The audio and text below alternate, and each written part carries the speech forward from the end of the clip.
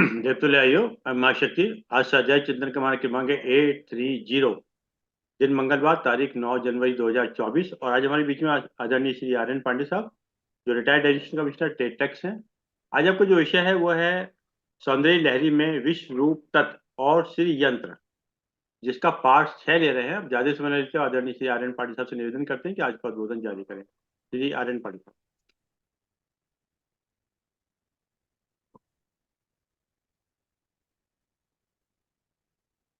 ओ सर्वप्रथम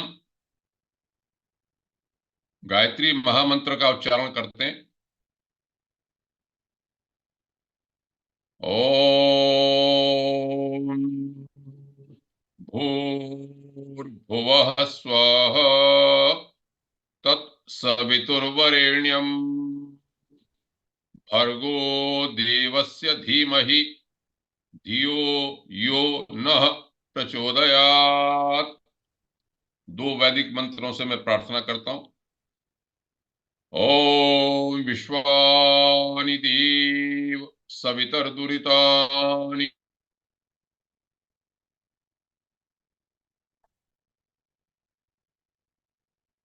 सुव। ओम अग्ने नयसु पधारा ये अस्मान् विश्वानि देव वयुनानि विद्वान् योयोध्यस्मज्जुहुराणमेनो भूयिष्ठान्ते नम उक्तिम विधेम। हे सकल जगत के उत्पादक प्रकाश स्वरूप परमात्मा,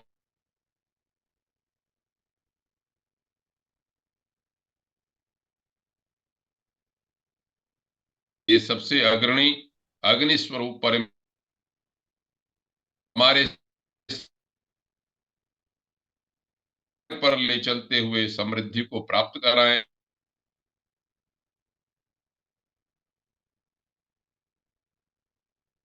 नमन करते हैं, प्रणाम करते हैं। ओ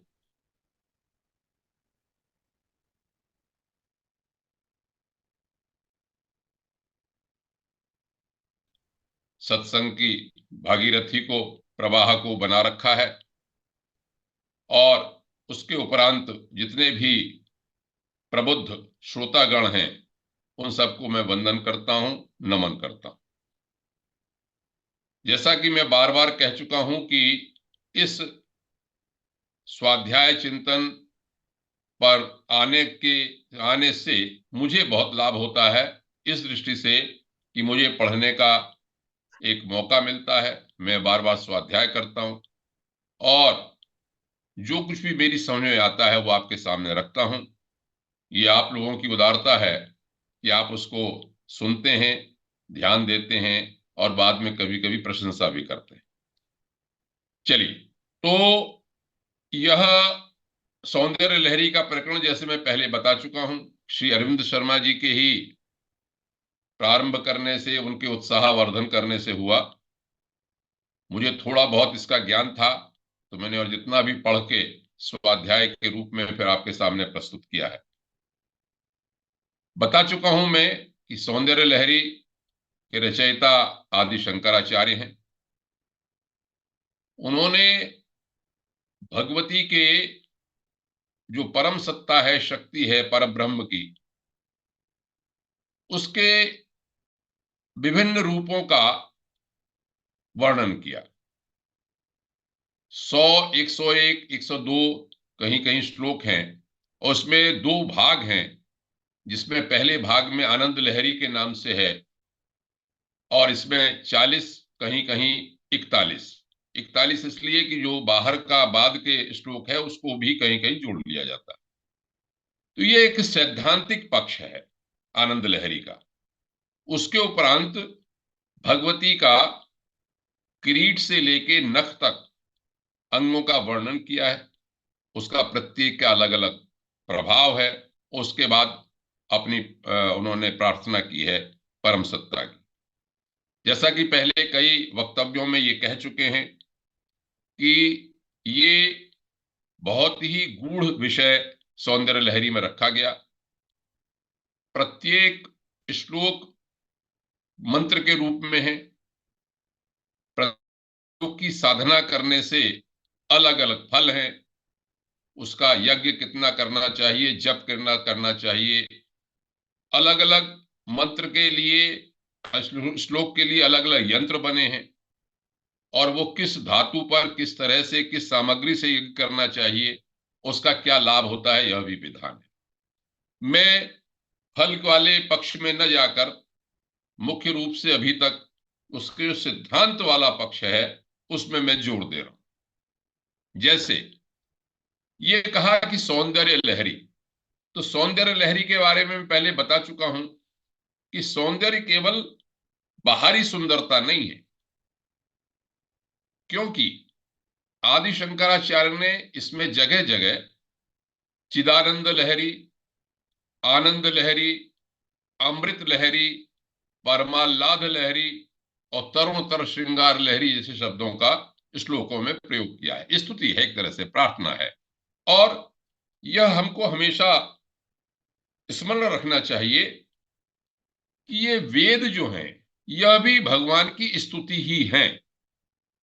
बहुत प्रसिद्ध मंत्र में बार बार बोलता हूं, स्तुता मया वरदा वेद माता, मैंने वेद माता की स्तुति की, उससे सांसारिक भोग भी सब प्राप्त हुए और ब्रह्मत्व भी प्राप्त हुआ। इसी का आधार मुझे लगता है कि बाहर बाद के आगम ग्रंथों में, पुराणों में, स्तुति में, उपासना पद्धतियों में विकसित हुआ। यहां पर जो लहरी वाली बात है उसमें मैंने पहले प्रकरण में ये कहा था, मैं थोड़ी सी भूमिका बनाता हूं, फिर मैं आज के विषय पे आता हूं। उसमें कहा कि ये आनंद की लहरी मिलती किसे है। वेद कहता है ऋग्वेद में कि ऊर्जा कण, जैसे गाय का बछड़ा दूध के लिए ही बना है, तो गाय है वेद माता, बछड़े हैं हम लोग सब जीवात्मा, लेकिन दूध पीना है उनको तो भी आनंद मिलेगा। तो कहते हैं लेकिन दूध ये मिलता किसको है, तो वेद कहते हैं कि ये ऊर्जा कण क्रियाशील जितेंद्रिय पुरुष को प्राप्त होते हैं। बहुत ध्यान देने की बात है, ऐसा नहीं कि बस कोई भी अपना लग जाएगा हो जाए, नहीं, जितेंद्रिय, उसको ये आनंद ऊर्जा कण मिलते हैं, जिससे सोम के नाम भी ग्रंथों में, वेदों में दिया गया है। ये प्रकाश स्वरूप, आनंदमय, आह्लादक, उत्तेजक, प्रभावकारी, आनंदमयी लहरें उसी जितेंद्रिय पुरुष के लिए रची गई। मैं इन शब्दों का इसलिए प्रयोग कर रहा हूं कि अपनी बात पे आता हूं धीरे धीरे, जो तंत्रों के संबंध में या आजकल के शब्दों के रूप में कही गई। वेद में पता है ये शब्द कैसे है, बड़े मधुमंतः, मधु कहीं पर शहद को भी कहते हैं, कहीं शराब को भी कहते हैं। मदासह, मद, मदासह माने आह्लादक, वहां पर शब्द का प्रयोग हुआ, वेदों ने किया।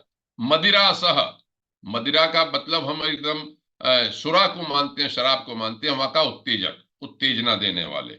आशवह, आसव कहते हैं यहाँ पर किसी को, डिस्टिल्ड चीज को, वहां पर कहते हैं प्रभावकारी। ऐसी लहरें ऊर्मयः जो है वो जितेंद्रिय पुरुष के लिए रची गई। जब जितेंद्रिय पुरुष साधना करता है, स्तुति करता है, तो उसको ऊर्जा कण प्राप्त होते हैं। मेरा मानना यह है कि यही चीज बाद में लहरों के रूप में, सौंदर्य लहरी के रूप में ये कही गई, जो हमको आनंद का धारा मिलती है साधना करते समय। इसे वेदों में मधोधारा भी कहा गया, आनंद धारा भी कहा गया। इसमें फिर धीरे धीरे ये बताया कि ये जो सृष्टि रची, तैत्तिरीय उपनिषद ये कहता है कि भगवान ने अपने को ही इसमें परिवर्तित किया। ये सौंदर्य लहरी की भूमिका के लिए मैं बता रहा हूं इसमें कि उन्होंने अपने को ही परिवर्तित किया। एतद वही सुकृतम रसो वैसह, तैत्तिरीय उपनिषद कहता है ये जो कुछ बना गया, रसो वैसह, वो रसमय है। ये यम लब्ध्वा आनंदी भवति, इसको प्राप्त करके आनंदमय होता है। यहां तक बात आई रसमय की। अब मैंने धीरे धीरे ये कहा था कि भगवती का भजन करने वाले आनंद को, रसमय को आनंद करते हैं। वहां पर बाद में मैं शाक्ताद्वैत कहते हुए कि अपने में जो साधक है जब भवानी का नाम लेता है तो उसी साहित्य पदवी को प्राप्त होता है, सौंदर्य लहरी में कहा। और फिर धीरे धीरे शंकराचार्य ने एक दो श्लोकों में ये कहा कि ये जो कुछ भी है, संसार जो कुछ भी है, या जितने भी आपको पंच तत्व दिखाई पड़ते हैं, ये सब भगवती का रूप ही है। तो मैंने पिछली बार संभवतः इस श्लोक को विश्व रूपत्व को बताते हुए कहा था कि आदि शंकराचार्य कहते हैं, बहुत अच्छा श्लोक लगता है मुझको, कि मनस्त्वं व्योमस्त्वं मरुदसि मरुदसारथिरसि त्वमापस्त्वं भूमि त्वयि परिणतायां नहि परम त्वमेव स्वात्मानं परिणमयितुं विश्ववपुषा चिदानन्दाकारं शिव युवति भावेन विमृशे। शंकराचार्य स्तुति करते कहते हैं, हे भगवती, मन भी तुम हो, आकाश भी तुम हो, वायु भी तुम हो, सूर्य भी तुम हो, जल भी तुम हो, भूमि भी तुम हो।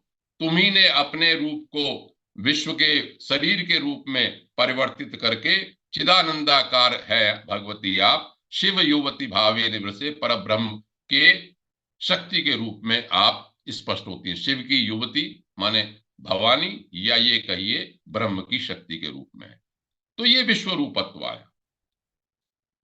इसी तरह से एक श्लोक में कहा गया, शरीरम त्वम शंभो, हे भगवती, आप शरीर शंभु का, भगवान का, परम सत्ता का, शंकर का आप रूप है। तो अलग अलग नामों से इसमें लेते हुए कहा। अब धीरे धीरे जो आज का विषय है वो है श्री यंत्र के बारे में। तो श्री यंत्र के लिए एक श्लोक इसमें है। मैं श्री विद्या की बात बता दूं। ये कहते हैं कि सौंदर्य लहरी में श्री विद्या का वर्णन है, श्री विद्या के उपासक थे। तो मैंने जो ग्रंथ पढ़े, मैं इसमें ये भी बताता चलूं कि मैंने ये कहां से पढ़ा है। ये भी आप लोगों को इसलिए जानना चाहिए कि अगर इसमें आप में जो भी पढ़ने के इच्छुक लोग होंगे वो कहां से देख सकते हैं। सौंदर्य लहरी तो इसका आधार है ही।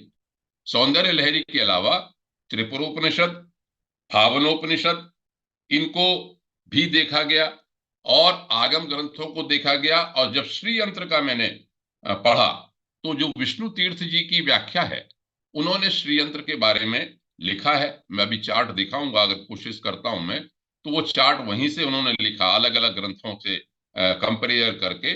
और सबसे महत्वपूर्ण जो मुझे मटेरियल मिला श्री यंत्र के बारे में, वो कल्याण गीता प्रेस द्वारा प्रकाशित शक्ति अंक से मिला। आप ये देखिए कि गीता प्रेस ने कितनी कल्याण उपकार किया है कि लगभग 90 साल पहले, 1994, लगभग 90 साल पहले शक्ति अंक का प्रकाशन किया था। उसमें बड़े बड़े के लोग, उस समय के बहुत ही विद्वान महापुरुषों के उसमें संकलन है, और वो रीप्रिंट भी हुआ है। जिसको अगर देखना हो श्री यंत्र के स्वरूप के बारे में, तो उसमें गोपीनाथ कविराज एक बहुत बड़े विद्वान हुए हैं, वाराणसी यूनिवर्सिटी के तंत्र के आगम के बड़े विद्वान माने जाते थे। उन्होंने उसमें भूमिका लिखी। और डबराल साहब एक व्याकरणाचार्य थे, उन्होंने श्री यंत्र के स्वरूप के बारे में एक लेख लिखा है। तो मैं जो कुछ भी आज श्री यंत्र पे बोलूंगा वो उसी से संबंधित है। श्री यंत्र सबके लिए परिचित है। तो श्री विद्या क्या है, पहले मुख्य रूप से ये बात बता दूं, फिर मैं आगे बढ़ता हूं।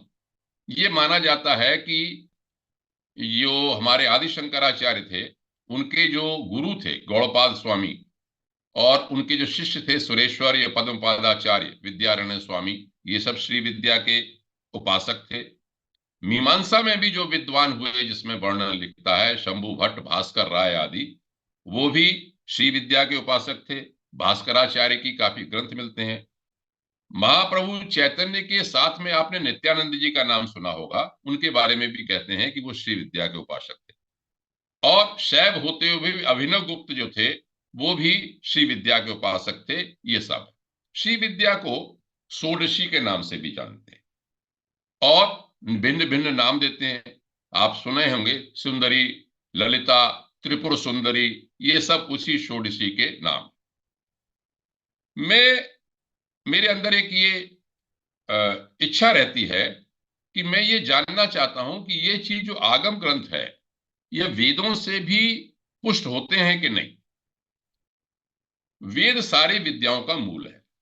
तो ऐसा अगर वो वेदों से सम्मत नहीं है, तो बात बनती नहीं। वेदों में ये जरूर है कि बाद में जिस तरह की व्याख्याएं हुई, उपासना पद्धति की रिसर्च हुई, आगे बढ़ी, हूबहू वो नहीं मिलेगा, लेकिन उसके कोड वर्ड, बिंदु जरूर मिलते हैं। मैं जब यजुर्वेद पढ़ रहा था तो यजुर्वेद के 8वें अध्याय का 36वां एक मंत्र है, उसमें ये षोडशी मुझे मिला। षोडशी वैसे आजकल आप देखेंगे, मतलब हम आगम ग्रंथों में देखेंगे तो महाविद्याएं जो 10 कही गई हैं, काली, तारा, षोडशी, भुवनेशी, त्रिपुर भैरवी, छिन्नमस्ता, धूमावती, बगलामुखी, मातंगी और कमला, ये 10 महाविद्याएं हैं। इनमें षोडशी का जिक्र आता है। और मैं एक श्लोक में, एक अपने पुराने वक्तव्य में षोडशी के बारे में बता चुका हूं। धनुर्बाणान पाशम श्रृणिविदहाना करतलहि, इसमें भगवती के हाथ में धनुष है, 5 बाण हैं, एक में अंकुश है, एक में पाश है। ये षोडशी का रूप बताते हैं। खैर, तो जो मूल बात आई कि क्यों ये परम सत्ता का रूप है, भगवती का वही रूप है, पर ब्रह्म का ही रूप है, या उसी की शक्ति है, वो मुझे इस मंत्र से लगता है, पुष्टि होती है, ऐसा मैं समझता हूं। मंत्र जो 8/36 है, वो आप कभी देख सकते हैं यजुर्वेद में कोई भी, वो कहता है, यस्मान न जातो परो अन्यो अस्ति य आविवेश भुवनानि विश्वा प्रजापति प्रजया संराण त्रीणी ज्योतिषी सचिते स षोडशी। सामान्य अर्थ लेके मैं आगे बढ़ता हूं कि जिसके आगे कुछ था नहीं, जो सबसे श्रेष्ठ है और जो सारे विश्व में व्याप्त है। दोनों ही बातें देखिए, जिसके आगे कुछ नहीं है, सारे संसार में भी व्याप्त है, और सारी प्रजा, सारे प्राणी जिससे रमण करते हैं, आनंद उठा रहे हैं। और 3 ज्योतिषी, त्रीणी ज्योतिषी मतलब भूर्भुवः स्वः, पृथ्वी लोक, अंतरिक्ष लोक और द्युलोक, इस सब में जो व्याप्त है वह स षोडशी। वहां पर पुल्लिंग का प्रयोग किया गया, स का, जो परब्रह्म है वो षोडशी है। तो हम ये मान के चलें कि ये षोडशी जो है, ये वेद सम्मत है, भगवान का ही स्पंदन है। इसको अब आगे चल के क्या कहा, आगे चल के ये कहा कि माया की अभिव्यक्ति है, ईश्वर का ईक्षण है, स ईक्षण ईक्षित, पर ब्रह्म ने संकल्प किया, एको हम बहुश्याम। तो वो जो ईक्षण शक्ति है, संकल्प शक्ति है, या ईश्वर का स्पंदन है, सृजन करने की शक्ति है, ये सब उसी तरह के ही कल्पना से, श्री विद्या से संबंधित होते हैं। इसी से आगे श्री विद्या में फिर ये श्री यंत्र भी बना, और कादि विद्या और हादि विद्या भी आई। आगे सौंदर्य लहरी में कादि विद्या और हादि विद्या का वर्णन है, वो मौका लगने पे मैं कहूंगा। अब मैं श्री विद्या पे आता हूं, जितना भी बता पाऊंगा मैं बताने का प्रयास करूंगा श्री विद्या का। तो अरविंद जी से अनुरोध करता हूं, देखिए स्क्रीन शेयर करें, मेरा ये जो बनाया है वो आ पाता है कि नहीं आ पाता। ये मैंने कर दिया सर, आपको कर दिया सर। एक मिनट, मैं कोशिश कर लूं, पहली बार कोशिश कर रहा हूं।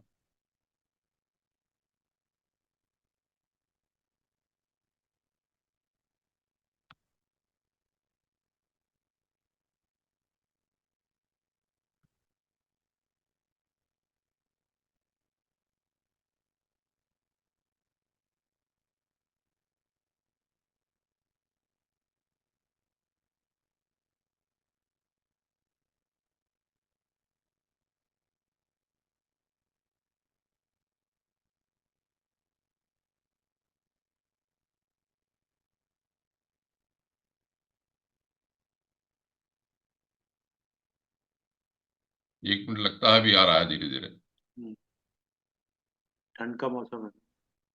नहीं, कोई बात नहीं।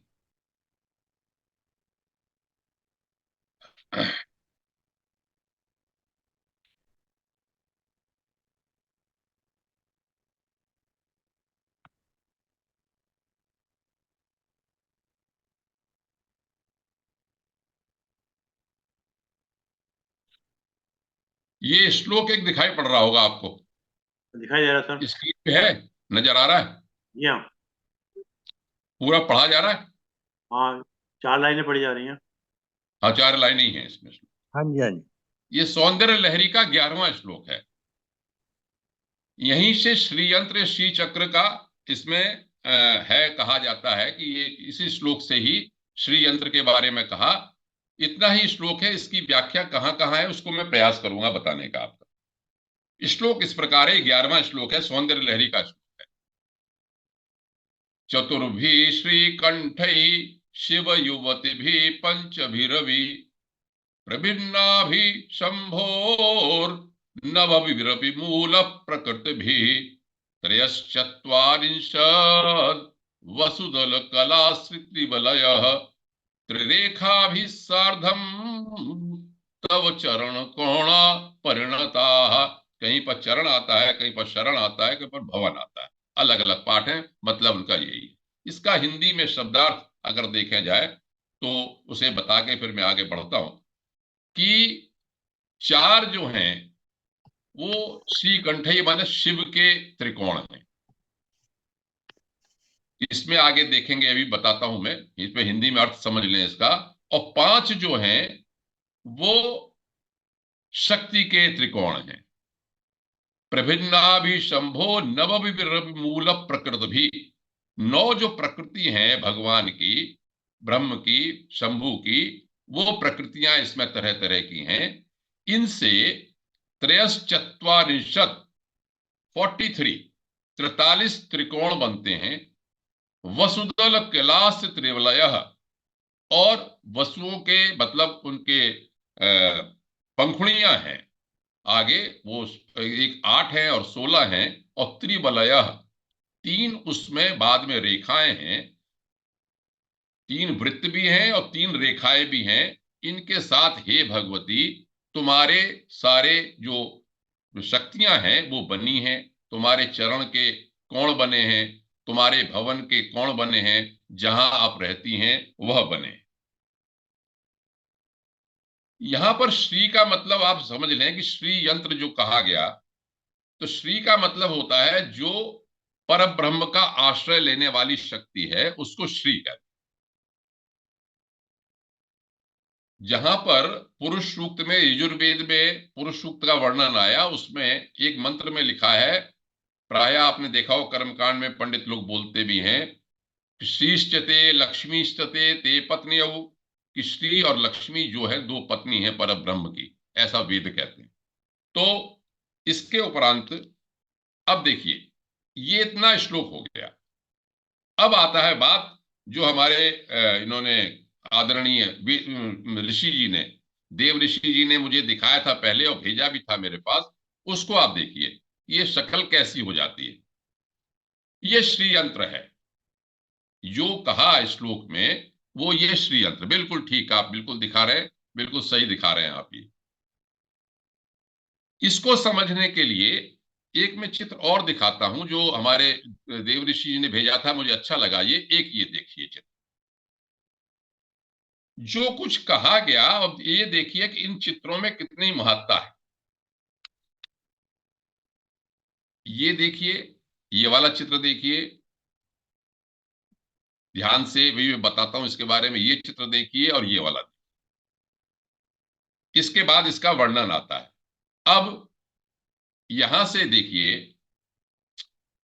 कि यदि आप इसको देखें श्री यंत्र को, तो इसमें चार जो है त्रिकोण बनेंगे ऊपर की मुख्य रूप से, और 5 त्रिकोण बनेंगे नीचे की ओर जो शक्ति के प्रतीक हैं। इनसे मिलके 43 ट्रायंगल बनते हैं। अब 43 ट्रायंगल का क्या विस्तार है ये मैं बताता हूं। संक्षेप में मैं ये बता दूं कि श्री यंत्र एक ऐसी चीज है जो सृष्टि के बारे में, सृष्टि और लय दोनों के क्रम को बताती है। एक बिंदु से कैसे सृष्टि बनी उसका क्या प्रतीक है, या उपासना करते हुए हम सृष्टि से कैसे लय का क्रम करते हैं परब्रह्म की ओर जाने के लिए, उसको बताने का यह तरीका है। आप देखिए,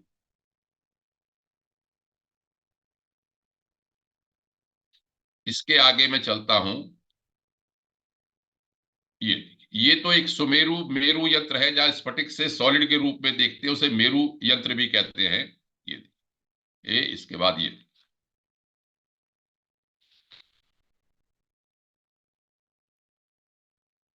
इसमें एक ये मैं दिखाना चाहता हूं आपको, ये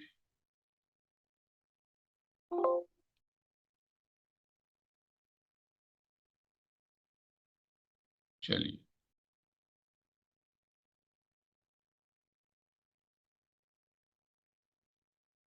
इसी को देखिए। चलिए,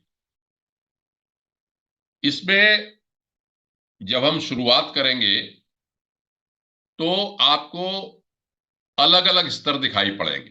जैसे ये है, तो बीच में एक त्रिकोण होगा, इसके बीच में होगा एक बिंदु। बिंदु दिखाई नहीं पड़ रहा है इसमें, मैं ये बताना चाह रहा था आपको। ये देखिए, ये जो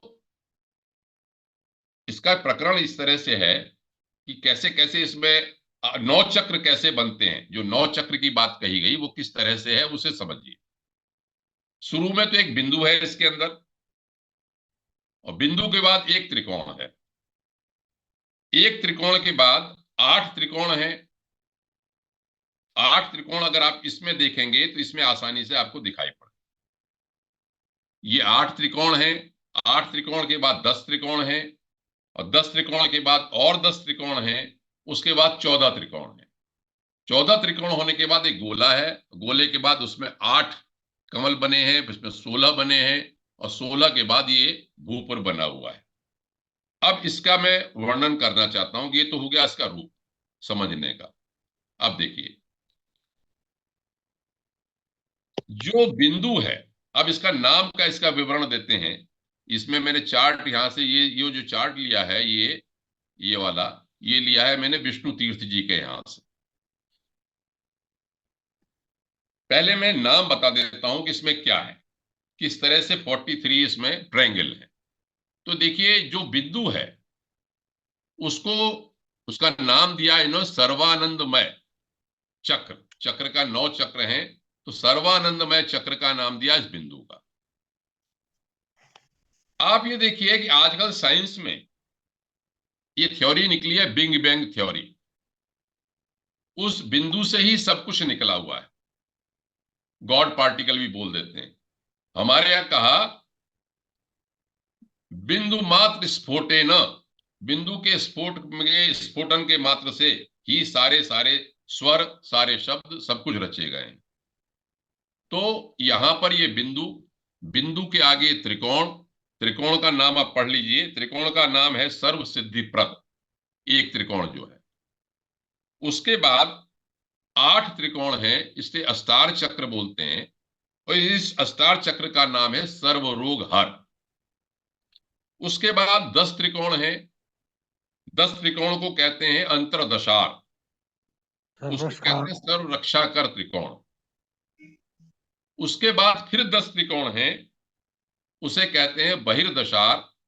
इसे कहते हैं सर्वार्थ साधक चक्र। उसके बाद है 14 त्रिकोण। 14 त्रिकोण को बोलते हैं चतुर्दशार चक्र।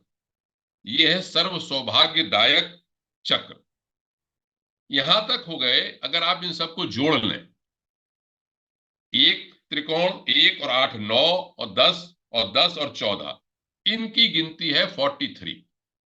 इसी को इस श्लोक में कहा गया कि त्रयश्चत्वारिंशत् वसुधल कलाश्रित वाला। 43 तो हो गए, ये भगवती के रहने के स्थान है। ये तो हुआ इसका ऊपर का, त्रिकोण तक का। इसके बाद एक जो गोला बना हुआ है, वृत्त बना है, उसमें 8 फूल बने हैं, कमल के पत्र, मतलब एक तरह से पत्र हैं, वसुदल हैं, जैसे पंखुड़ियां होती हैं उस तरह की 8 हैं। उसको बोलते हैं अष्टदल। अष्टदल चक्र का नाम है सर्व संक्षोभण कारक। उसके बाद एक और चक्र बना है, उसमें 16 पंखुड़ियां हैं, और उसका नाम इन्होंने दिया सर्वाशा परिपूरक। यहां तक 8 चक्र हो गए। और जो नवा चक्र है वो चौकोर है, उसे भूपुर बोलते हैं। उसमें 3 लाइनें हैं। 3 लाइनों में एक पीली है, एक सफेद है, पीली है, लाल है और सफेद है। ये भूपुर हो गया। इसको बोलते हैं त्रैलोक के मोहन चक्र। यहां तक तो इसकी बनावट हो गई, नाम हो गए।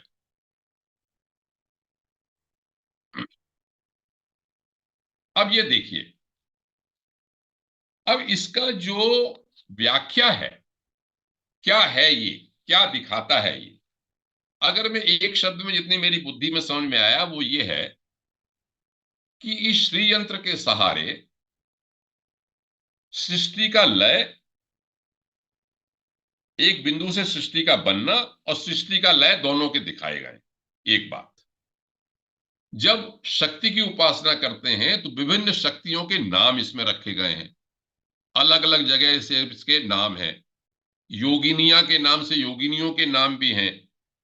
अगर भावनोपनिषद हम पढ़ेंगे, अभी मैं भावनोपनिषद में करूंगा थोड़ी देर में, तो उसमें किस तरह से हम अपनी भावना करें और हम अपनी इस पूरी सृष्टि से उस आनंदमय परब्रह्म की प्राप्ति, उस बिंदु की कैसे करें, उसका भी क्रम। और एक उपासना का क्रम यह होता है कि हम ऊपर से लेकर नीचे तक जाना चाहते हैं। जब हम एक बिंदु से पूरे सृष्टि में अपने को विश्व रूपत्व को प्राप्त करना चाहते हैं, तो वो सृष्टि का क्रम। इसे कहते हैं कि सृष्टि का क्रम और लय भावना का क्रम, ये दोनों इसमें है। अब बात ये तब तक समझ में नहीं आएगी कि जब तक इसके बारे में कोई ऐसी बात कही जाए जिससे कि ये लगे कि नहीं भाई, ये जो हम पढ़ते आए हैं अभी तक वेदांत में या और सब शब्दों में, उससे भी इसका कोई मतलब है कि नहीं। तो पहले तो आप ये समझ लें, चूंकि श्री यंत्र हम शक्ति की उपासना कर रहे हैं, तो इसका नाम भी क्या है, 9 चक्रों का नाम क्या है। 9 चक्रों का नाम है, पहले चक्र जो सर्वानंदमय चक्र है, उसको नाम देते हैं महात्रिपुर सुंदरी। जैसे यहां पर लिखा हुआ है तीसरे, उसमें आप पढ़ेंगे, इसमें चक्रेश्वरी की देवियां, अधिष्ठात्री चक्री क्या है। तो पहला जो बिंदु है वो है महात्रिपुर सुंदरी। इससे ये समझ लीजिए कि जो बिंदु में शिवत्व है, वही महात्रिपुर सुंदरी का रूप है। और वही हम लोगों का लक्ष्य होता है कि जो वहां पर पहुंचना चाहते हैं उसमें, और या वहां से ही सृष्टि पैदा होती है।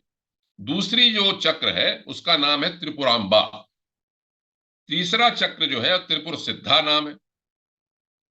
चौथे चक्र का नाम है त्रिपुर मालिनी। पांचवें चक्र का नाम है त्रिपुराश्री। छठे चक्र का नाम है त्रिपुर वासिनी। सातवां, जिसमें 8 दल बने हुए हैं, 8 पंखुड़ियां बनी हैं, उसका नाम है त्रिपुर सुंदरी।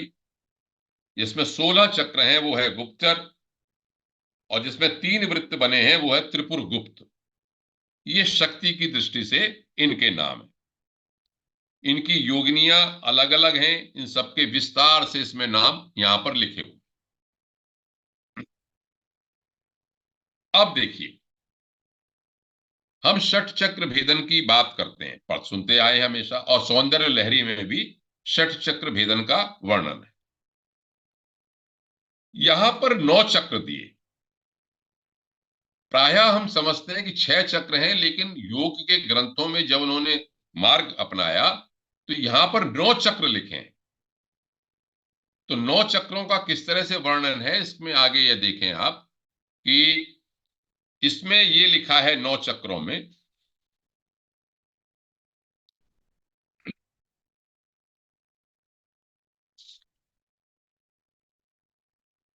नौ चक्र में ये कहते हैं कि शरीर का स्थान।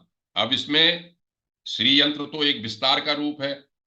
बाहर का 2 तरह की उपासना इसमें में पाई जाती है, जो मैंने लिखी है। एक तो श्री यंत्र को बनाया और बना के उसको, उसका पूजन किया, और पूजन करके उसको विसर्जन किया, या श्री यंत्र रखा उसकी ही पूजा करते हैं। एक तो ये बहिर्याग है। और अंतर्याग क्या है, उसमें ये कहा कि ये हमारा शरीर जो है वही नव चक्र का देह है।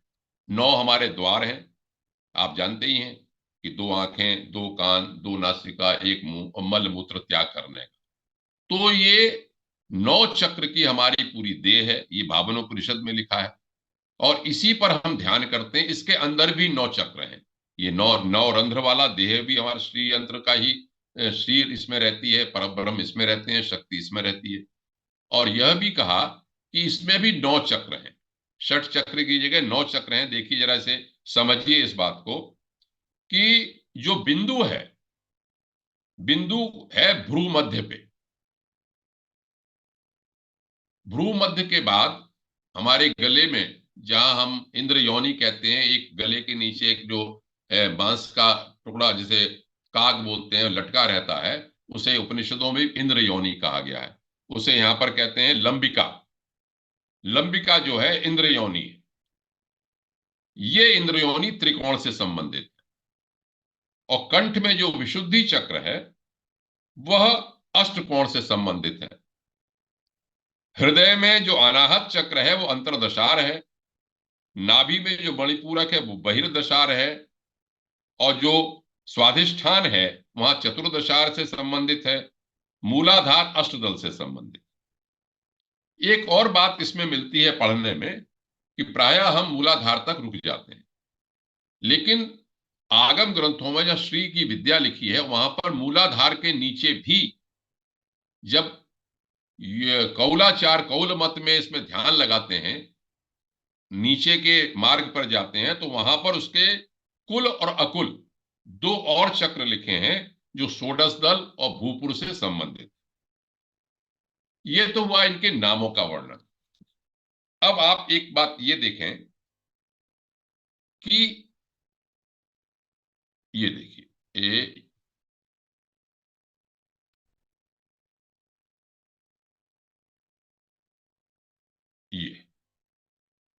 इसको देखें। यहां पर ये जो चार्ट है श्री यंत्र का, ये तत्वों के बारे में बताता है। ये मैंने जो आपको ग्रंथ बताया था, ये कल्याण वाला शक्ति अंक, वहां से लिखा है। वहां पर इस पर बहुत अच्छा वर्णन दिया गया है इसके बारे में। इससे काफी क्या कहते हैं संशय दूर होता है सृष्टि क्रम के बारे में। वो ये कहते हैं, यहां पर ये लिखा है कि जो बिंदु है यह मूल कारण है। महाबिंदु भी बोलते हैं इसको। देखिए कई नाम दिए इसमें, इसको समझिए। इसको समझ में आएगा तो लगेगा कि ये श्री यंत्र किसके ऊपर आधारित है और क्या चीज दिखाता है इसमें। इसको कहा कि ये महात्रिपुर सुंदरी आप तो बोलते ही हैं, लेकिन इसमें कामेश्वर कामेश्वरी शिव और शक्ति का सामरस्य है। शिव शक्ति इसमें मिली हुई है। जगत की मूल योनि है, ये शिव भाव है बिंदु जो है। और बिंदु की खासियत यह है किसी से टच नहीं करता। ये त्रिकोण के बीच में एक बिंदु रखा हुआ है, किसी सबसे अलग है इसमें। फिर आया पहला त्रिकोण। ये बड़ी अच्छी बात समझ में आएगी, मुझे तो अच्छी लगी इसमें, जिससे कि ये जोर होता है कि भाई श्री यंत्र सृष्टि से संबंधित कैसे है। तो जो पहला त्रिकोण है ये आद्या विवर्ष शक्ति है। आद्या विवर्ष शक्ति का मतलब क्या हुआ कि जो सृष्टि प्रकृति की, जिसे प्रकृति का नाम देते हैं, विमर्श कहते हैं फैलाव को, बढ़ावे को। आद्या सबसे पहले, मतलब जीव भाव है ये। शब्द अर्थ रूप सृष्टि की कारणात्मिका शक्ति है, पराशक्ति। ये त्रिकोण, ये त्रिकोण दिखाता है। यहां पर अहम भाव आ जाता है, जीव तत्व आ जाता है त्रिकोण होते ही। त्रिकोण के बारे में मैं पहले भी बता चुका हूं। जब इसमें हम शब्द में, स्वर में जाएंगे, व्यंजन में जाएंगे, नाद ब्रह्म में जाएंगे, तब ये अकथ कहलाता है। और ये जो त्रिकोण है, इनकी तीन जो क्या कहते हैं, ये पंक्तियां, जो तीन लाइनें हैं, ये अलग अलग इसको दिखाती हैं, अलग अलग चीजों को दिखाती हैं। तो बिंदु के बारे में ये कहा कि सकल सूक्ष्म जगत के परम कारण लीन हो जाने से ब्रह्म एक बिंदु के रूप में, स्वरूप में स्थित रहता है। इसको शिव विश्राम कहते हैं। और त्रिकोण के बारे में ये कहा इन्होंने कि ये त्रिकोण क्या है। अगर हम परा ब्रह्म है हमारा, तो पश्यंती मध्यमा बैखरी के रूप में इसमें तीन लाइन है, या इच्छा ज्ञान क्रिया के रूप में है, या ईश्वर हिरण्यगर्भ और विराट के रूप में। कहने का मतलब यह है कि जब एक बिंदु से, ब्रह्म भाव से जीव भाव होता है, तो पहला त्रिकोण उसको दिखाता है। अब आया अस्तार चक्र, जिसमें 8 त्रिकोण बने हैं। तो इसमें लिखा है ये पुर्यष्टक है, कारण शरीर है, लिंग शरीर का कारण है। ये जो हमारा शरीर बनता है, जैसे विकास हो रहा है धीरे धीरे, सूक्ष्म से हम स्थूल की ओर जा रहे हैं, तो ये कहते हैं कि अस्तार चक्र जो है वो लिंग शरीर का कारण है। अंतरदशार जो है इंद्रिय वासनाएं हैं। हमारी इंद्रियों की जो वासनाएं हैं वो हैं, और बहिर्दशार जो है तन मात्रा है और पंचभूत हैं। 10 जो है 5 तन मात्राएं और पंच महाभूत 5 इंद्रियों के विषय हैं। चतुर्दशार का मतलब है कि जागृत स्थूल शरीर है ये हमारा। अष्टदल क्या हुआ? अष्टार वासनाएं हैं। षोडश दल दशार द्वय वासना है, 12 वासनाएं जो है वो है। अब इसमें भूपुर जो बाद में चतुष्कोण के रूप में लाइन बना दी, ये पूरा हमारा संसार है। संसार में क्या कहा उन्होंने कि जो हम पहले बिंदु देखाए, त्रिकोण देखाए, अष्टदल और षोडश दल देखाए, इस सब की समष्टि है। सबसे मिलके ये जो हमारा संसार बना है वही ये पर संसार है यहाँ। तो इसका 3 तरह से हो गया, चाहे भू भुव स्व कह लें, 3 इसके लाइनें हैं, या सत्व रजतम कह लें, वो है इसमें तीनों की तीनों। इस तरह से इसका एक रूप है श्री यंत्र का। तो श्री यंत्र एक तरह से पूरी पूरी सृष्टि को दिखाता है, पूरी पूरी सृष्टि को दिखाता है। इसमें एक और चीज इसमें देखिए, इसकी एक और व्याख्या इस तरह से है, वो है लय क्रम के बारे में, वो है स्वर और व्यंजन के बारे में। स्वर और व्यंजन के बारे में ये आप यहाँ पर देखेंगे, जहां पर सृष्टि क्रम लिखा हुआ है, तो जहां त्रिकोण बना हुआ है त्रिकोण का, वहां पर लिखा इन्होंने कि सहस्रार पे अकथ है ये, फिर मूलाधार पे अ क च ट त प य श ल क्ष ये हैं। फिर बाद में स्वाधिष्ठान में स्वर वर्जित हैं, फिर मणिपूरक हैं, वैखरी, और किस तरह से हमारी ये मध्यमा पश्यंती परा पश्यंती वैखरी किस तरह से निकलती है, इस सब के बारे में लिखा हुआ। कहने का अर्थ यह है कि एक तरफ तो हम सृष्टि के क्रम में देख सकते हैं, इनको चक्रों के रूप में देख सकते हैं, इनको विभिन्न देवियों के रूप में देख सकते हैं, उनमें योगिनियों के नाम हैं अलग अलग। अगर आप कोई इसमें जब पढ़ेंगे तो जब शक्तियों के रूप में नाम दे तो भिन्न भिन्न शक्तियां भी इसमें लिखी हुई, भिन्न शक्तियां भी हैं। चक्रों के रूप में भी श्री चक्र में समाहित है। एक और चीज जो मुझे अच्छी लगी वो है भावनोपनिषद। भावनोपनिषद को थोड़ा टच कर लेते हैं। तो भावनोपनिषद क्या कहती है ये बताता हूं मैं, फिर इसकी अलग अलग व्याख्या भी हो सकती है। ज्यादा एक आउटलाइन के रूप में जितना मेरी समझ में आया मैं बताने का प्रयास करता हूं। मुख्य बात यह है कि ये श्री यंत्र जो है ये पूरे सृष्टि को दिखाने का एक प्रयास है। ये पूरा हमारी पूरी सृष्टि किस तरह से बनी उसे दिखाता है, हमारे नव चक्र जो है उसे दिखाता है। शरीर अंतर्याग बहिर्याग दोनों तरह की उपासना का साधन है। ये पूरी श्री जो पर ब्रह्म की सत्ता है उसका आश्रय है, उसका गृह है।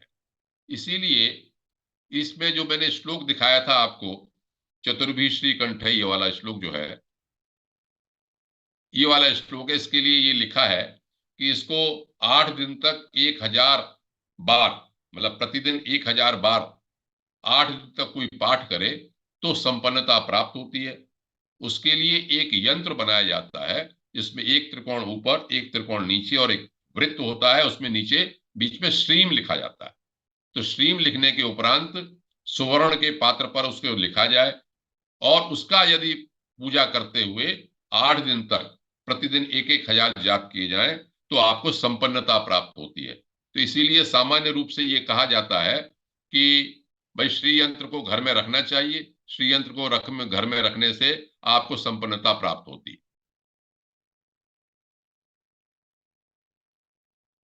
भावना प्रसन्न, ये है भावना। हाँ, ये चलिए।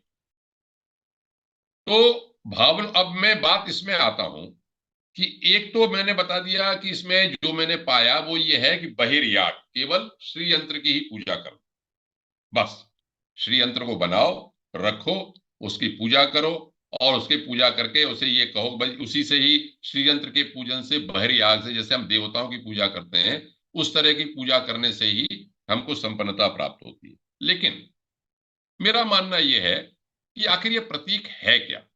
जब तक हम इसको समझेंगे नहीं, जानेंगे नहीं, वो भावना हमारे अंदर नहीं आएगी। क्योंकि जो मैं समझता हूं प्रतीकात्मक मूर्ति पूजा का भी यही अर्थ होता है कि हम उसके सहारे से परब्रह्म जो विश्व रूपत्व है उसको प्राप्त करते हैं। जो परब्रह्म जो इसके पीछे फैली हुई सत्ता है उसी तक पहुंचते हैं, तभी हमें वो भाव पैदा होता है। उसी तरह से मैंने ये बताने का प्रयास किया इसमें कि श्री यंत्र एक बिंदु से लेके बाहर के 34 कोणों तक पूरी सृष्टि का किस किस तरह से विकास हुआ उसका ये वर्णन। भावनोपनिषद में मैं आज संक्षेप में बता देता हूं, जिसमें आपको ये लगे कि क्या भावना करनी चाहिए। उसमें यह है कि हम जब श्रीयंत्र देखें या श्रीयंत्र को हम विचार करें, सोचें, तो हम उसकी भावना कैसे करके हम ब्रह्मत्व को प्राप्त हो सकते हैं, या हमें जो हमारा लक्ष्य है वो हम कैसे प्राप्त कर सकते हैं। तो भावनोपनिषद में ये लिखा कि जो हमारा शरीर है, ये 9 रंध्र छिद्र वाला जो देह बनता है, वह 9 शक्ति रूप श्री चक्र ही है। ये भावनोपनिषद में पहले श्लोक में लिखा, संक्षेप में बताता हूं मैं। और जैसे श्री चक्र में अभी आपने श्री यंत्र देखा, तो इसमें 9 प्रकृति बताई। 4 तो ऊपर के त्रिकोण, 5 के नीचे के त्रिकोण, और 9 प्रकृति मूल बताई गई इस श्लोक के अंदर। तो ये 9 प्रकृति जो है वो इस शरीर में है, शरीर में भावना करनी चाहिए। ये शरीर ही हमारा एक श्री यंत्र है, भावनोपनिषद कहता है। ये सौंदर्य लहरी में नहीं है, सौंदर्य लहरी में तो एक श्लोक बता दिया मुख्य रूप से, उसकी व्याख्या है।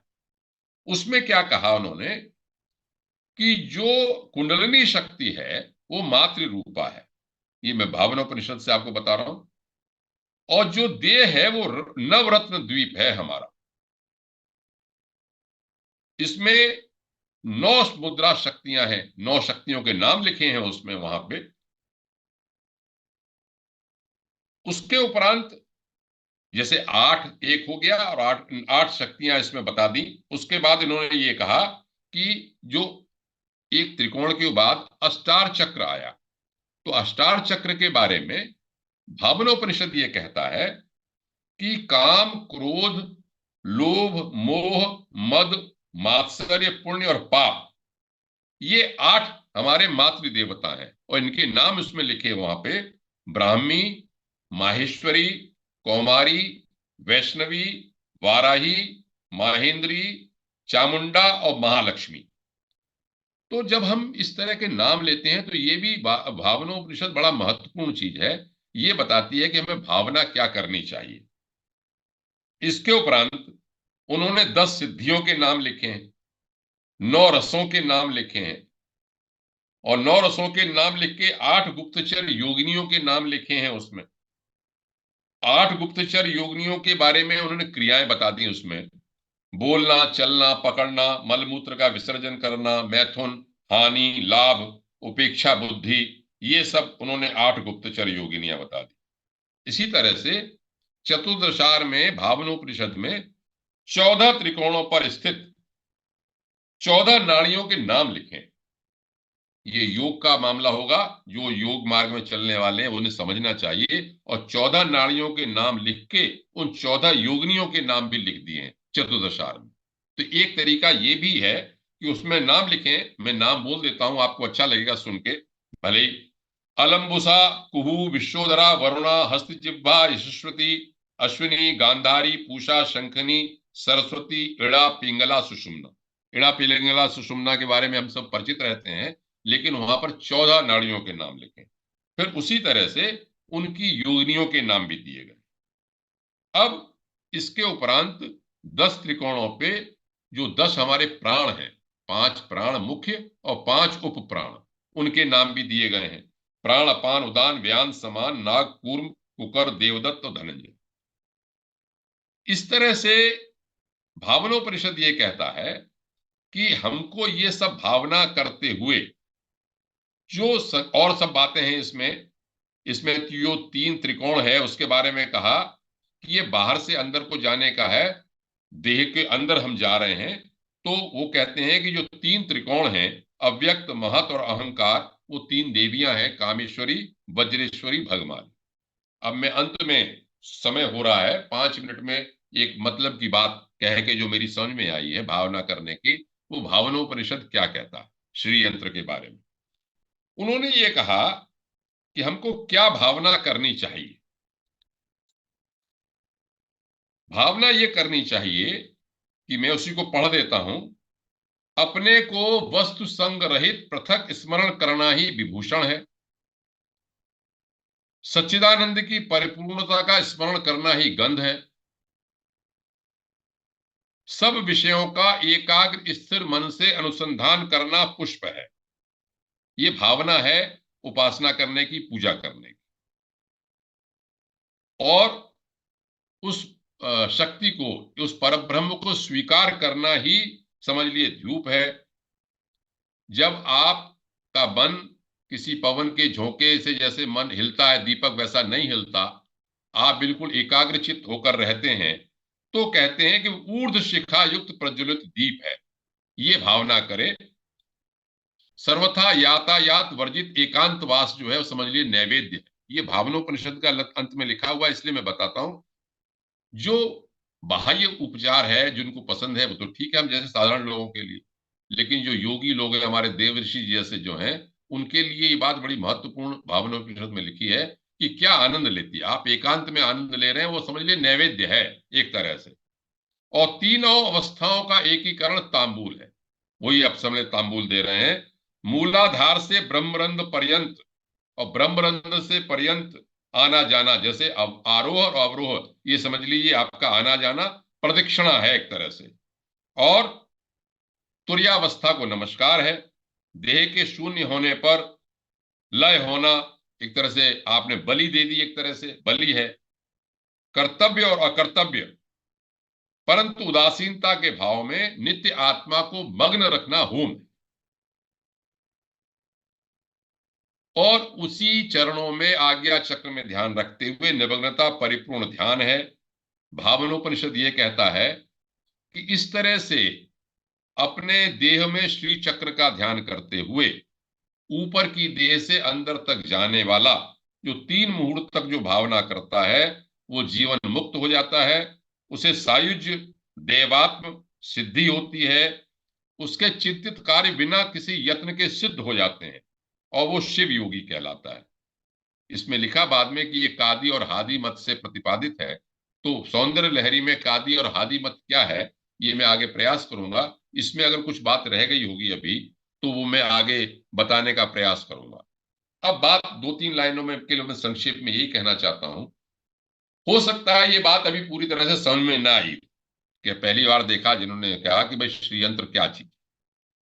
मैंने जो संक्षेप में समझा, बहुत कठिन, मुझे आज जब बोलने को तैयारी कर रहा था तो मुझे बड़ा कठिन लग रहा था कि मैं क्या कहूंगा, कैसे कहूंगा। लेकिन मुझे ये लगा कि बिंदु से सृष्टि का पूरा रूप अलग अलग स्तर पर कैसे है, वो श्री यंत्र का प्रतीक है। एक बात, उपासना के 2 तरीके।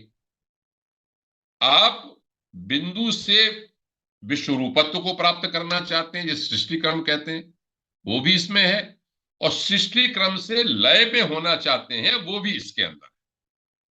तो ये दोनों बातें हैं। अब जो चक्र भेदन वाले 9 चक्र हैं, वो भी इसमें है।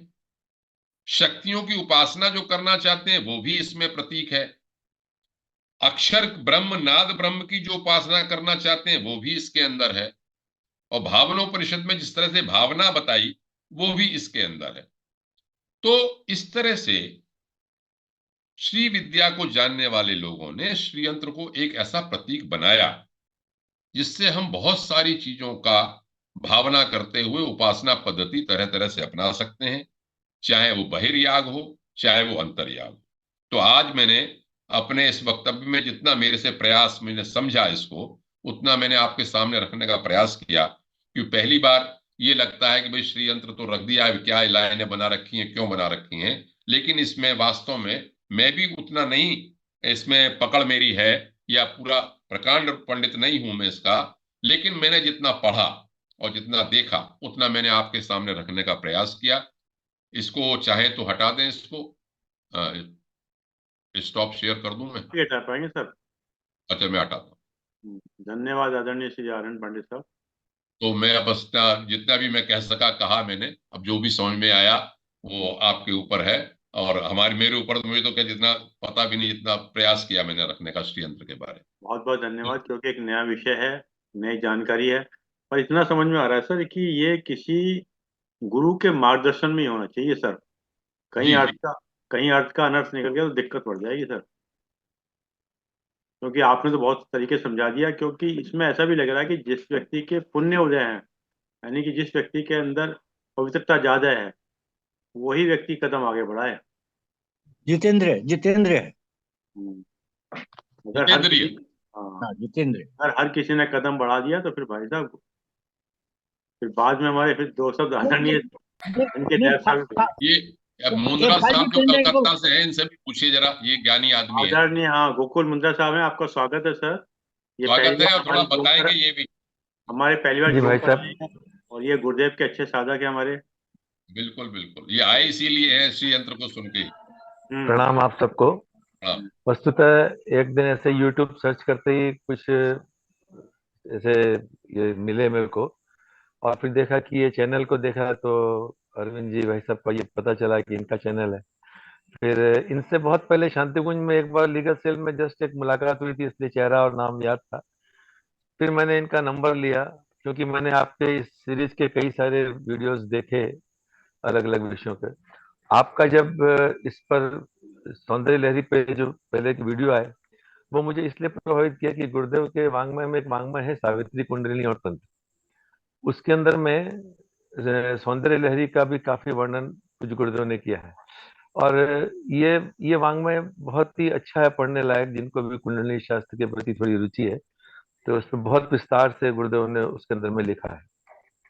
तो जब पहले कभी पढ़ा था तो मुझे अच्छा लगा, लॉजिकली बातें अच्छी लगी, पर उससे ज्यादा इसके संबंध में कुछ ज्ञान नहीं था। फिर जब आपका ये लेक्चर सुना तो मुझे बहुत अच्छा लगा। अभी तक मैं आपको उस सीरीज में, आज सुबह ये तीसरा लेक्चर था, उसको पूरा किया, और आज ये मैसेज आया तो मैं चलो आज लाइव भी देख लेते हैं, बहुत अच्छा है।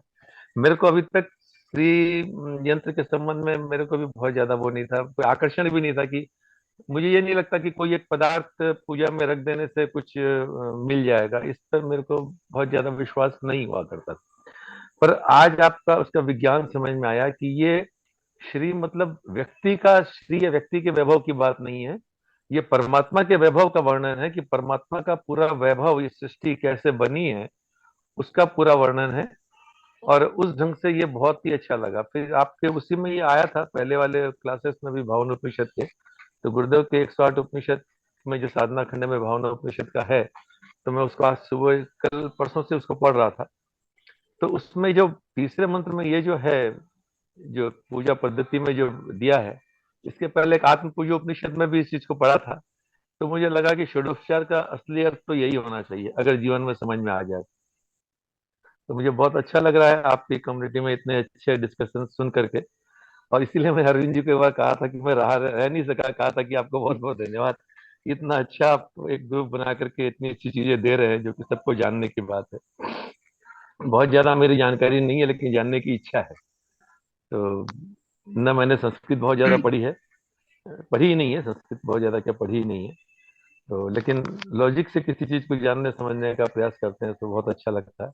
बहुत अच्छा लगा कि आज आज एक सूत्र क्लियर हुआ कि श्री यंत्र मतलब परमात्मा के पूरे वैभव का वर्णन किया गया है, सृष्टि की जो पूरी चर्चा उसके ऊपर में। तो बहुत आनंद आया सर। जरूर बार बार सुनने से कहीं समझ में आएगा, ऐसा तो एक दिन में भी समझ में आएगा। आदरणीय गोकुल जी, आप अपने बिल्कुल। गुरुदेव से कब से जुड़े मिशन से? तो मेरी दूसरी मुलाकात आप। भाई साहब, मेरे मेरे पिताजी मेरे जन्म के पहले से 53 से जुड़े थे। हम्म। और मैं पहली बार 71 के विदाई समारोह में जब बहुत छोटा था, 8-9 साल का, तब वहां गया। हम्म। 72 से मैं बराबर शांतिकुंज जाते रहा तो हूँ। बहुत लंबी यात्रा। मेरा परिचय आप मेरी बहन के परिचय से ले सकते हैं मिशन के यहाँ कामों में, जयपुर जो में जो कि है। जयपुर में जो है गायत्री दीदी, हम्म।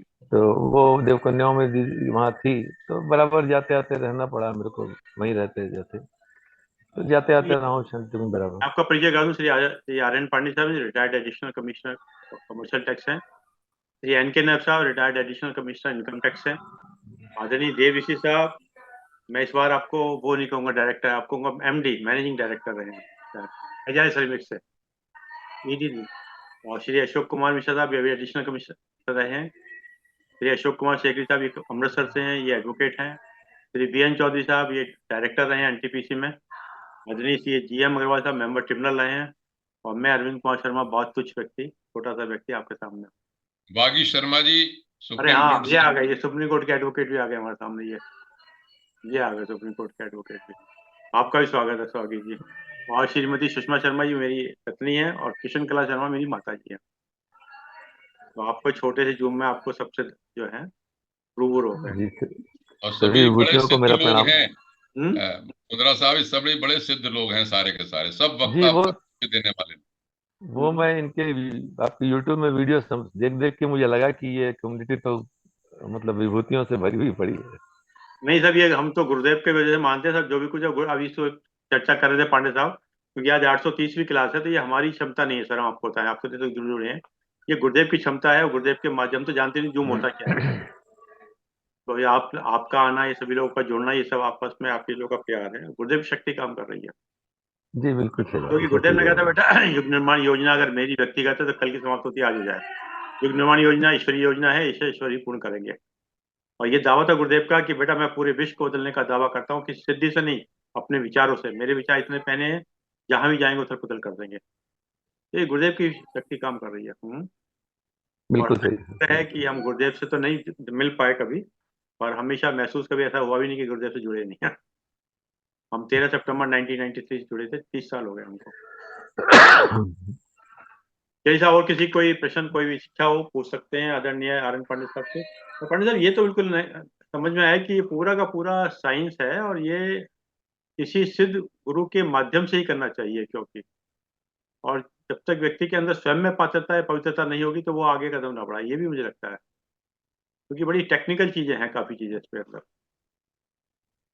सिर्फ मंत्र को, यंत्र को रखना ही इम्पोर्टेंट नहीं है, उसके माध्यम से, जैसे आपने बताया कि किसी भी मंत्र का 8 दिन तक, कई आपने खैर 8 दिन का, कई जगह 12 दिन लिखे हुए हैं इसके अंदर, कि 12 दिन तक लगातार आप जो है 1000 मंत्र करें, तो उसका जाप करना, फिर उसके अर्थ सहित बोलना, एक एक मंत्र को, उसका ज्ञान होना है। और ये भी कहीं ना कहीं है कि जितने भी मंत्र हैं, जितने हर किसी ना किसी देवी या किसी ना किसी उनके नाम से है, मतलब इसके अंदर। और हर ये मंत्र में कहते हैं कि इसमें हर तरह का मिलेगा आपको, स्वास्थ्य लाभ भी मिलेगा, धन भी मिलेगा, सब कुछ मिलेगा। चलिए सब, कोई प्रश्न हो तो पूछ सकते हैं, फिर नहीं तो बाद में हमारे आदरणीय एन के नायब साहब धन्यवाद देंगे सर।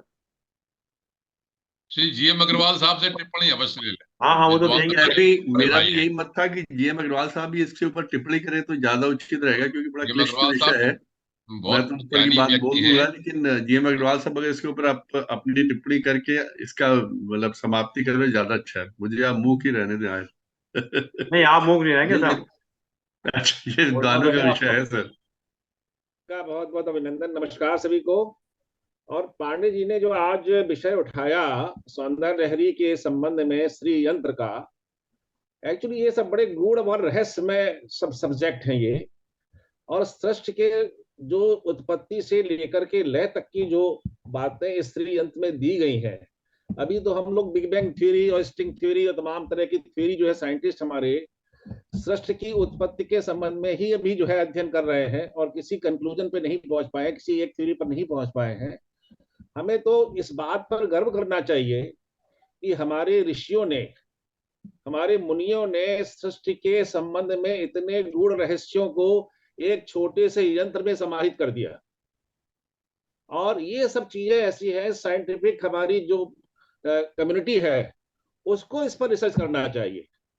पांडे जी का जो ये प्रयास है वाकई बहुत प्रशंसनीय व सराहनीय इस बात पर है कि इसमें हम हमारी कम से कम रुचि जागृत हो रही।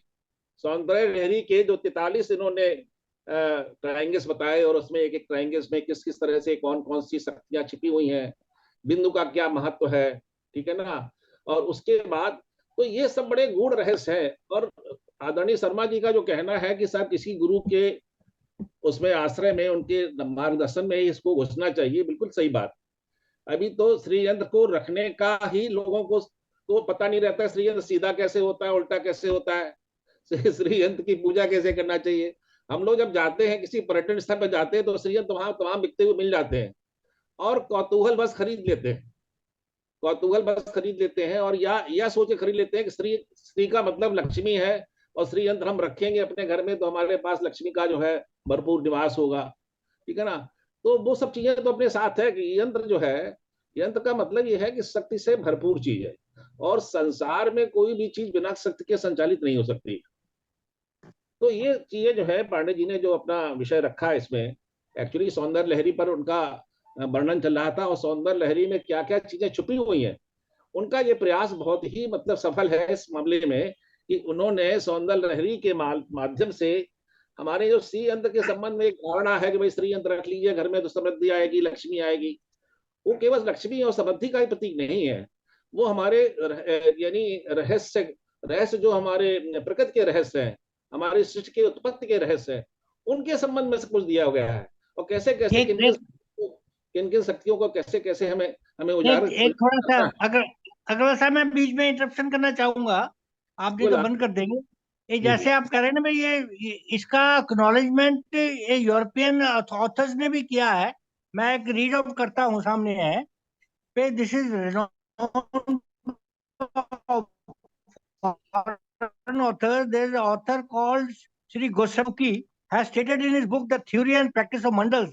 There's the best example of inverse mandal is the one called Sri Yantra, Sri Chakra, the wheel of Sri, the mystic wheel of Shakti or divine power, which is the motive force of the universe, and by virtue of which the God manifests and displays himself in things which are all necessity to the effect of Shakti itself, since without Shakti God cannot do anything. तो ये बाहर foreign authors ने भी इस श्री यंत्र को acknowledge किया। इसका हिंदी रूपांतर करना जरा। ये लिखा है कि ये हिंदी जो इंग्लिश समझ में नहीं आई ये श्री यंत्र जो बनाया गया है, ये एक हिंदू सनातन धर्म का एक इतना गहरा एक थ्योरी है, और ये प्रतीक है कि उन्होंने इस चक्र के थ्रू सृष्टि की उत्पत्ति और सृष्टि के ज्यादा चक्रों और सृष्टि के ज्यादा पावर, उसका अगला लिखा हुआ है कि इसने जैसे इसमें दिया हुआ है कि उसके बाद ये कौन कौन सा ये इसमें शक्तियां आती हैं, पावर आती है, और डिफरेंट टाइप्स और दिखाया गया बिंदु का क्या दिखाता है। जैसे फॉरेस्ट है ये, जैसे द पर्वत earth on which the 5 leaves has been born with पृथ्वी के बाद माउंटेन ग्रूव, उसके बारे में इसका जिक्र है। पृथ्वी में क्या क्या होगा, पृथ्वी के ऊपर क्या क्या होगा, वो भी इस चक्र के थ्रू पता चल जाता है, और ऊपर बाकी ग्रहों में क्या होगा वो भी पता चल जाता है। तो इसका इतना गहरा है, जैसे अग्रवाल जी ने बताया, या पांडे जी तो बहुत ही गहरी स्टडी कर रहे हैं। तो इसके इस यंत्र से एक सारांश दिया हुआ है पूरी सृष्टि उत्पत्ति का, पूरी सृष्टि यूनिवर्स का पूरा वृत्तांत इस चक्र में दिया गया है। जितना इसका स्टडी करोगे, यहां तक बताया गया कि इस पृथ्वी पर क्या क्या होगा और दूसरे ग्रहों पर भी क्या क्या होगा, ये भी श्रीयंत्र में भी बताया गया है। वहां तक अभी रिसर्च पहुंची नहीं है, लेकिन ये फॉरेन ऑथर्स ने भी ये रिकॉग्नाइज किया हुआ है कि ये इस पे सारे रहस्य, इस सृष्टि के सारे रहस्य श्रीयंत्र के अंदर दिए गए हैं। जितना कोई इसका गहन अध्ययन कर सकेगा उतना ही वो साइंसदान बनेगा। और पांडे जी ने जो आज बताया है उनमें 2-4 चीजें बहुत गजब की बताई हैं। आपने जब ये कहा श्रीयंत्र में जैसे सब कुछ दिया गया हो, सब एक गुत्थी है, मैं इसको कंपेयर कर रहा था कि गायत्री के मुताबिक, जैसे गायत्री एक मंत्र है, ऐसे श्रीयंत्र एक यंत्र है। वो मंत्र के थ्रू पूरा सारांश दे दिया गया है ब्रह्म प्राप्ति का, इस सृष्टि में सब कुछ पाने का। एक जैसे एक गायत्री है, उसी तरह ही एक यंत्र के रूप में ये श्री यंत्र है। मैं इसको ऐसे कंपैरिजन किया, दोनों को तुलना कर दी है। ठीक है, आदरणीय पांडे साहब। तो बिल्कुल जी पांडे साहब, मैं बिल्कुल इसको गायत्री के मुताबिक, जैसे गायत्री एक मंत्र है, ऐसे ही यंत्र एक श्री यंत्र है, दोनों बराबर के हैं। नहीं, उसमें 2-3 चीजें निकल कर आई छोटी छोटी सी। क्या ये सिद्धि प्राप्त जिन्हें करनी है, क्या वो ही लोग इसकी तरफ आगे बढ़े? एक पहला पॉइंट मतलब देखिए, आप सबकी बात बिल्कुल सही है, सब लोग विद्वान है, अपने अपने तरह से कह रहे हैं बात को। मैं जो समझता हूं, मैं जो बार बार इस बात को कहता हूं मेरे अनुभव से, ये अपनी अपनी भावना के ऊपर है।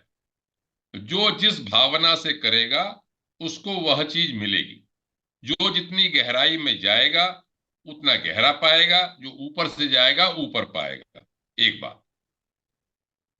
जहां तक गुरु की बात है, आप साधना करना चाहेंगे जब किसी विशेष अनुष्ठान से और किसी विशेष कामना से, तब तो गुरु की है आवश्यकता।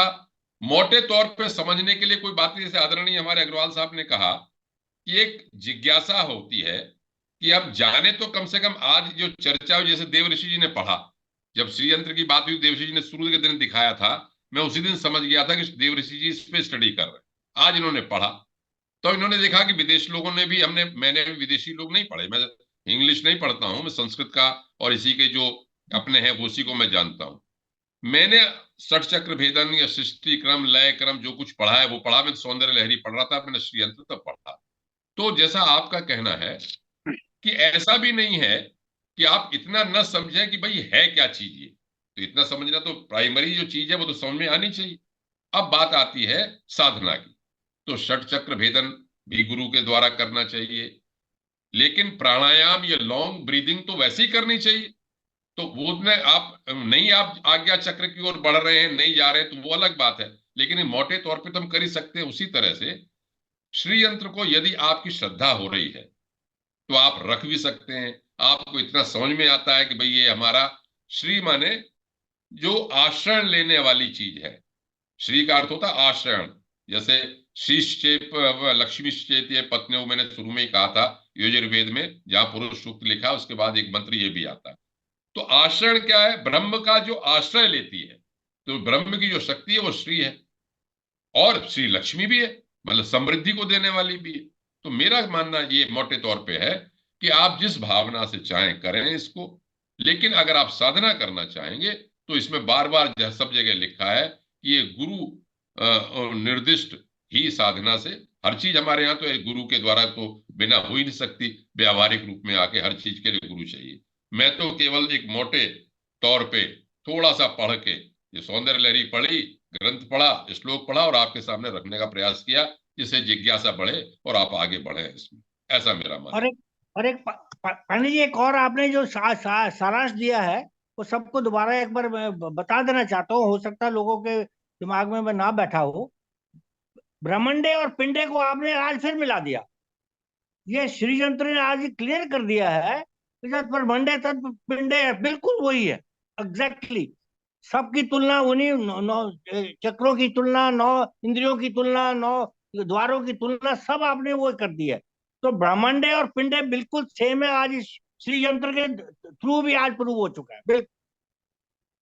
तो हमारा शास्त्र अरविंद जी इतना कमाल का है, इतना विस्तार है। हमारे आदरणीय अग्रवाल साहब तो इसकी स्टडी कर रहे हैं, चाहे रुद्र में करें चाहे पुरुष सूक्त में करें।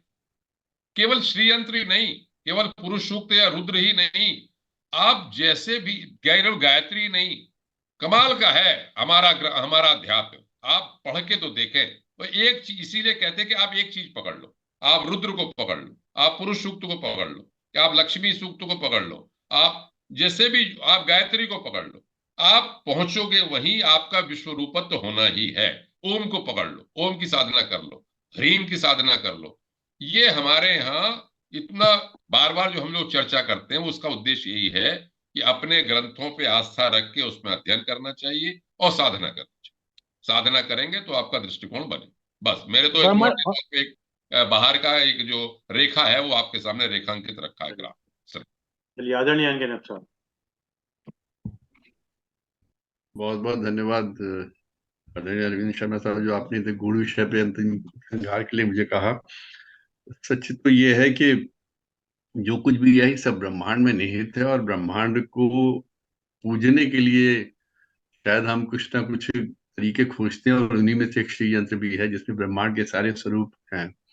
और आज के जो पांडे जी ने विषय उठाया श्री यंत्र का, ये अग्रवाल साहब ने बहुत सही बात कही कि हम लोग को कुछ नहीं पता। हम लोग मार्केट में बिकता और हम लोग ले आते घर में, हम लोग को रखने का तरीका भी नहीं पता, उसको किस तरीके रखना, क्या करना, कैसे नहीं करना।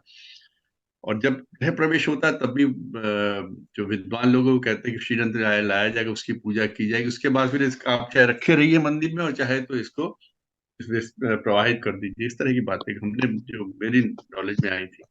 तो श्री यंत्र का क्या महत्व है, क्या क्या उसकी गुणता है और किस तरीके से उसका मतलब व्याख्यान किया जा सकता है, और उसमें गॉड पार्टिकल का भी नाम आया। तो बात थोड़ी सी अजीब सी लगती है कि हमारे अपने मतलब ग्रंथों में, अपनी किताबों में, अपने वेद व्यास में, हर जगह कितनी चीजें लिखी हुई हैं, हम उस पर विश्वास नहीं करते। कोई ना कोई ऑथेंटिसिटी हमें फॉरेन के चाहिए। कि फॉरेन का राइटर जब तक किसी चीज को ऑथेंटिकेट नहीं करता, हम लोग उस पर विश्वास नहीं करते। जरा किसी फॉरेनर ने कुछ कह दिया, हम लोग देखिए कितनी सही बात हमारे ग्रंथों में लिखी है। ग्रंथों को पढ़ने के बाद ही उन्होंने लिखना शुरू किया। हमारे ग्रंथों को पढ़ने के बाद ही उन्होंने एक्सपेरिमेंट किया। कहीं ना कहीं से उनको क्लू हमारे ग्रंथों से मिला, उसके बाद वो आगे बढ़े। तो हम उनके ग्रंथों या उनकी ऑथेंटिसिटी का क्यों इंतजार करते हैं? आज एक बहुत अच्छी बात हुई है कि जो श्री यंत्र एक हम लोग की कहना चाहिए 830वां आज आपने बताया एपिसोड है, उससे बिल्कुल इसके कभी चर्चा नहीं हुई। आज इस पर चर्चा प्रारंभ हुई और सबकी जिज्ञासा बढ़ी। जो अंतिम शब्द थे, अंतिम वाक्य थे आज पांडे जी के शब्द उन्होंने बाद में कहे, कि हम लोग की इसके विषय में जिज्ञासा बढ़ी है। और सच पूछे तो इन्होंने जितने उसके त्रिकोण और बताए, अगर चाहें ये पांडे जी, अगर ये जिस तरह से अध्ययन कर रहे हैं, जेम अग्रवाल साहब अध्ययन कर रहे हैं, एक एक कोण पे एक एक क्लास ली जा सकती है। जिस तरीके से हमने आज, मैं बड़ा ध्यान से सुन रहा था इनको, क्योंकि इनको बताने में खुद लग रहा था कि मैं एक क्लास में किस तरीके से कंप्लीट करूं, एक क्लास में किस तरीके उसके त्रिकोण के नंबर ही बता पाए पूरे क्लास में कि किसका, और उसको व्याख्या जी चाहते हुए जो उनका मन था बताने का, इनका दिल नहीं भरा। ये उसको ठीक से उनसे कहना चाहिए ना, हम लोग जो पहुंचाना चाहते थे, उनको लगा हम खाली संख्या आज बता पाए, आज खाली उसका एक आउटलुक बता पाए। और इस पे अगर ये आगे क्लासेस लेते रहे तो मुझे लगता है 43 अगर उसके करोड़ हैं तो 43 क्लासेस चाहिए उस चीज को, एक एक चीज को समझाने के लिए।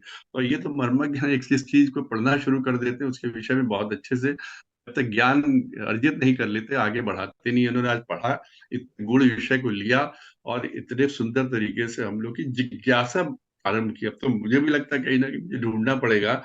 और सभी लोग, जैसे वो आपके गोकुल मुंद्रा साहब ने कहा कि उन्होंने यूट्यूब पे इस पे सर्च की, सभी लोग सर्च करेंगे और इसके विषय में थोड़ा पढ़ना पड़ेगा। और जिज्ञासा आपने शुरुआत कर दी, बहुत अच्छी बात है। हम लोग किस तरीके से इस यंत्र का उपयोग करें और वाकई में हम लोग उसके पात्र हैं भी कि नहीं। जैसे अरविंद शर्मा जी ने कहा, ये गुरु के नेतृत्व में होना चाहिए, कहीं कोई गलती ना हो जाए।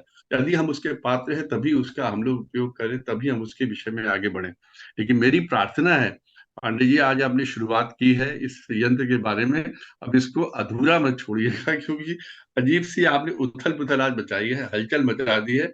इस हलचल को आप ही शांत कर सकते हो, या ये मेघवाल जैसे विद्वान लोग शांत कर सकते हो। आपके आज के क्लास के लिए और आज आपने जो विषय उठाया उसके लिए आपका बहुत बहुत धन्यवाद। Thank you. धन्यवाद आदरणीय एनके नब साहब, धन्यवाद आदरणीय आर्यन पांडे साहब, आपने समय निकाल समय दिया। और जैसे कि एक विचार के साथ और 3 बार और नहीं अच्छा, बीच में जूम के सभी लोगों का विशेष रूप से धन्यवाद। और जूम में हमारे यहाँ पहली बार गोकुल मुंद्रा साहब आए हैं, उनका धन्यवाद विशेष रूप से, और आगे भी आते रहिएगा।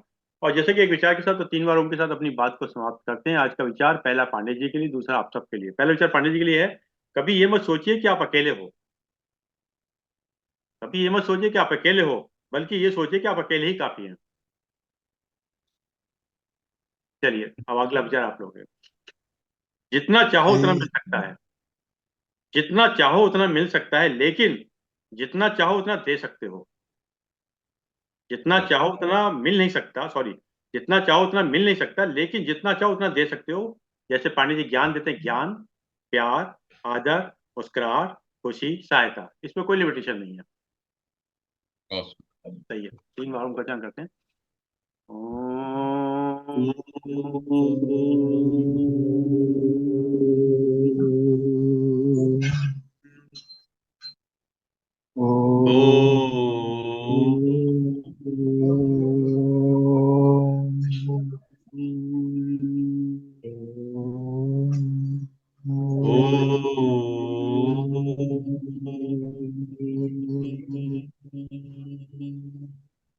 शांति शांति शांति शांति। सभी को प्रणाम, सभी को प्रणाम और सबका बहुत बहुत धन्यवाद।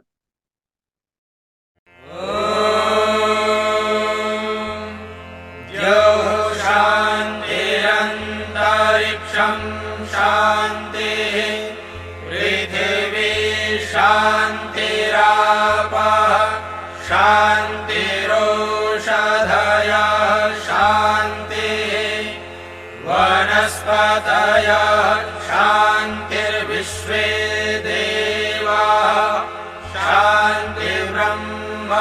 शान्तिः सर्वं शान्तिः शान्तिरेव शान्तिः सा मा शान्तिरेधि ॐ शान्तिः